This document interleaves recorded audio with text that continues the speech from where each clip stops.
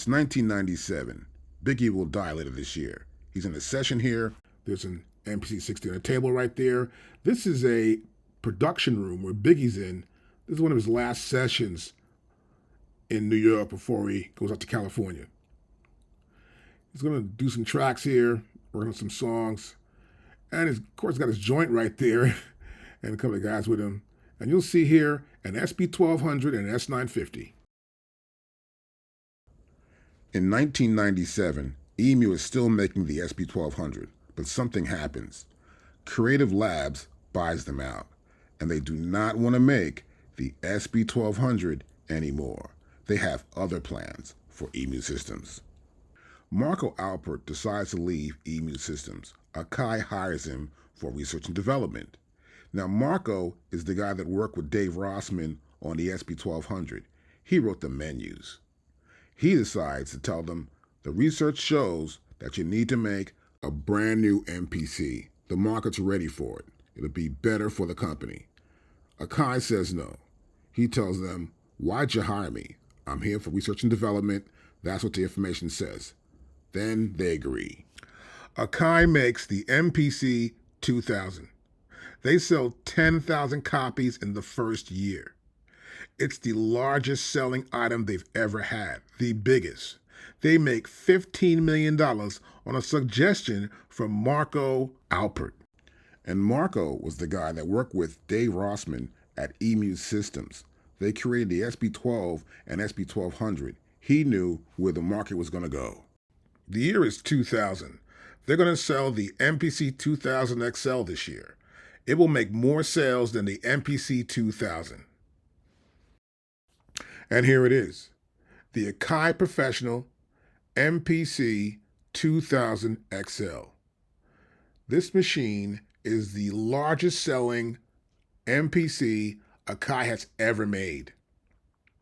It is so popular that they keep making them even after they launch the MPC4000. They make a brand new MPC2000XL, but supercharged with even more stuff inside of it. This is the top-selling machine in the world as a drum machine sampler and can be found used everywhere. They improved it too. They brought back the flip screen, which everybody wanted anyway. It helps you to view when you're sitting down working on a project. They even added some buttons to here. Now there are bank buttons just for banks. A, B, C, and D. They're right there on the MPC2000XL. On the front, of course, they got the floppy disk.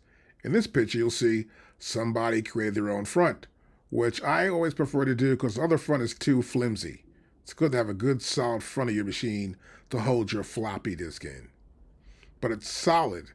It's the top-selling machine, and that's why you see them everywhere used. Now here's the back of the machine. They still took a lot of stuff out of it, but you can always buy to put it back in if you need to have the 8-outs. Some guys are just at-home producers, but you can get the 8-outs, which are right there. And with the 8-outs comes the digital input and output. And you can get SMPTE 2 as well. Now, of course, the MIDI setup is the same. You've got the 2 MIDI outs and the 2 MIDI outs and 2 MIDI ins. And of course, there's a SCSI connection for a hard drive. You can install it yourself, the 8 outs. Here's a little video of someone doing it to give you an idea that anybody can install the 8 outs. It's pretty simple. You screw it back in, put it on the frame, close it up, and you're good. You can also install the effects card. It goes right there, and it's easy to screw in. Now, this is the IB-208P, the 8-output card that also has the digital in and out on it. It sells for about $195. I wouldn't spend more than $230. Here's the effects board, the EB board. You can get it maybe for $100 or maybe $2, but look for it and be careful. Make sure it works properly. Next, you may want to use SMPTE timecode, the timecode lock, with film or something. This is about $150 and it installs easily. Let's look at the specs. So we've got polyphony at 32 voices. We've got a sampler at 16-bit. That's 44 kilohertz in stereo. We have dynamic filtering with a dynamic resonant low-pass filter. We have memory. 2 megabytes come with the MPC, but you can expand it to 32, giving you about 6 minutes of sample time. We can have a maximum of 256 samples in memory. Now, of course, we get the classic MPC pads, 16 as usual, and we have a note variation slider, allowing us to use level, pitch, filter, cutoff, and attack. And of course, the song form is 20 songs with 250 steps. Resolution of PPQs is 996. I can have 99 sequences, a second sequence play, 66 tracks, and 330,000 note capacity. In the MPC2000XL, they added a brand new software as well. You can do time stretching now. That means I can take a sample, I can increase the speed or slow the speed down. It will maintain the same pitch, as you can see right there.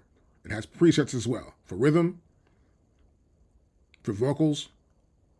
You select it, get your tempo, press do it, it processes the sample.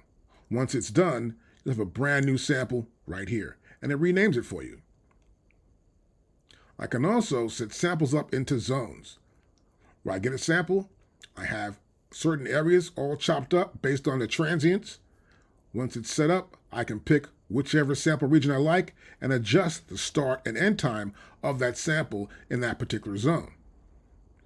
It's a great way to pick out snares, drums, vocals out of a simple sample. Now this is Pete Rock. He's talking about how to produce someone at home or in the studio. Now what he's saying that he does, he'll play the beat first and let the rapper or the girl singer sing to it or rap to it first and get an idea if the tempo is going to fit them. They'll get through maybe a bar or two or maybe a verse or two, and then he'll speed it up or slow it down depending on how he feels, whether they feel comfortable or they feel like it's too slow. Once he does that, he'll take the samples and make sure the samples are sped up or sped down, so when he starts production, it just works. Now here they are in the studio. This is like Jay and Yeezy, and they got a beat that Jay's listening to. This is all made on an MPC 2000XL.